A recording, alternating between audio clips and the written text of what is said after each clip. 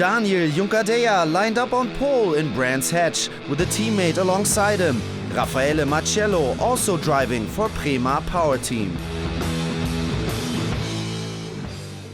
However, that didn't mean either man was about to do the other any favors. Marcello passes the pole setter on the outside before they reach turn 1.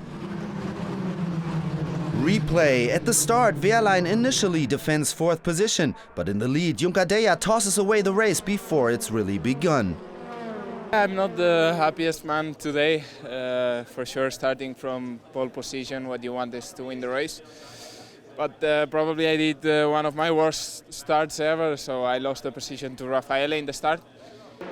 And Marcello went on to take the checkered flag, ahead of Juncadella. Pascal Wehrlein lost 1 place and came in 5th. Back on the home straight just a few hours later for race 2, and bad turns to worse for Juncadella. The Spaniard remains all but stationary, and the entire field makes its way past. It wasn't even a technical problem either. The 21-year-old simply stalled his engine. 2 unfamiliar names out front, guest starter Jasmine Jafar from Malaysia and Sven Müller from Germany. I spent the whole race behind the leader. I watched and waited for him to make a mistake, but unfortunately there weren't any. The track is very short and narrow, and overtaking is really tough if your lap times are identical. We came here to gain as much experience as we can, learning the Hankook tires as well as learning the Brands Indy circuit. But yeah, it's been an amazing journey. I mean, we started from nowhere and being on the top step of the podium, so it's been a great journey. So thank you team and thank you to my sponsors. It's been a good experience so far. A fantastic experience, but not set to repeat itself, at least for now. In race 3, the man from Malaysia ended up on the grass after a collision with Sven Müller. In fact, the talented youngsters contrived to collide twice. The German rejoined the race, but Jafar was forced to park up his Dallara in the pits. I got hit by the same guy twice who doesn't know the meaning of brakes. So I had to get back on track from where the wall was, but my steering wheel was already a bit bent. And then after that, the same guy was behind me, and obviously I was defending my position, but same again in turn 2, he hit me on my rear right, so it might not have been damaged, but it was hard to drive for me.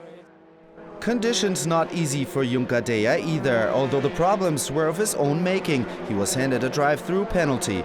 Even the encouragement of his Italian team failed to help the Spaniard in England. His chances of victory reduced to 0. He finished 8th, and this is why. His starting position on the grid broke the rules. Was it deliberate? Seemingly not.